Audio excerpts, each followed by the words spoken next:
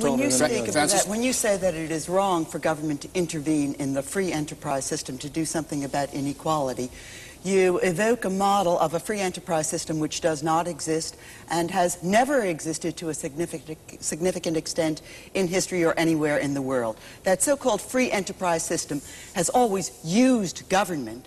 The entrepreneurs of that free enterprise system have always used government, and the question that you raise is whether other people can use government to achieve their ends. The free enterprise system, as it is spread around the world, as it is spread to Asia and Africa and Latin America, has spread through the force of arms, among other things, and those arms were wielded by governments. That was government intervention under the name of the free enterprise system, but a government intervention which destroyed the freedoms of many people, not least of which are the people of Chile. I agree with you that everything called free enterprise is not free enterprise. I agree with you that many things have been done under the name of free enterprise that are not consistent with free enterprise. I agree with you, and we stress over and over again in this series, that whenever businessmen have the chance, they will, of course, use government to pursue objectives which may or may not be in the interest of the public at large. But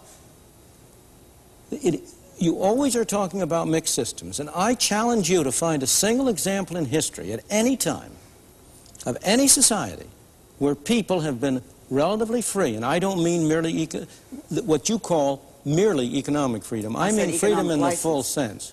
I mean freedom of individuals to pursue their own objectives, their own values, to live their lives. I want you to name me any society in which you've had any large measure of that freedom, where capitalism and free enterprise has not been the predominant mechanism for controlling economic activity. Not the sole mechanism, but the dominant one. I want you to name me one exception. Your conception of freedom, does that apply in Chile today? Where the Chile is not politically free. Chile today does not have political freedom, and I do not condone, but let me go on for a moment, if you will. You raise the question, let me answer it. Chile is not a politically free system, and I do not condone the political system. But the people there are freer than the people in communist societies because government plays a smaller role, because the free enterprise that has been emerging has been cutting down the fraction of the total income of the people spent by government, because unemployment has been going down, output has been going up, food production has been going up.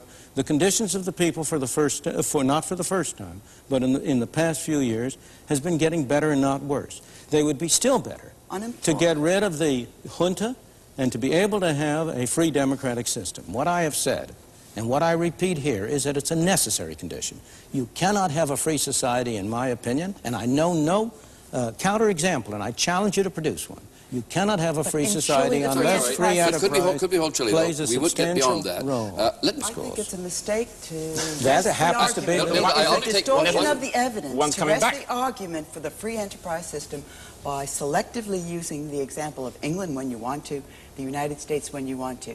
The test of your argument about the free enterprise system and its capacity to produce both freedom and greater equality, to relieve poverty, the test of that argument has to be made everywhere that the free enterprise system has been extended, has penetrated. The test of your argument is not only in what happened to England and the ostensible decline or not the decline of the English economy, or what happened in the United States.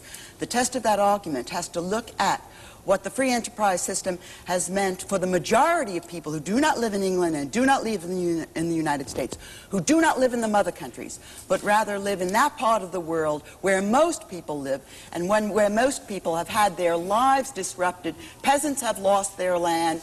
Traumatic destruction. Excuse me, you've got to compare because of the free enterprise system. Excuse me, you've got to compare something with something. Will you tell me the alternative, which has improved the lot of the ordinary people? What is the system which, in your mind, has been successful?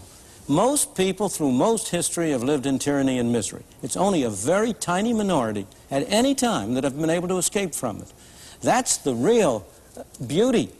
That's the real achievement. Now, will you tell me what the alternative system is which has achieved? Well, tell me what. Excuse me. And I say that elsewhere in the What's world, the alternative?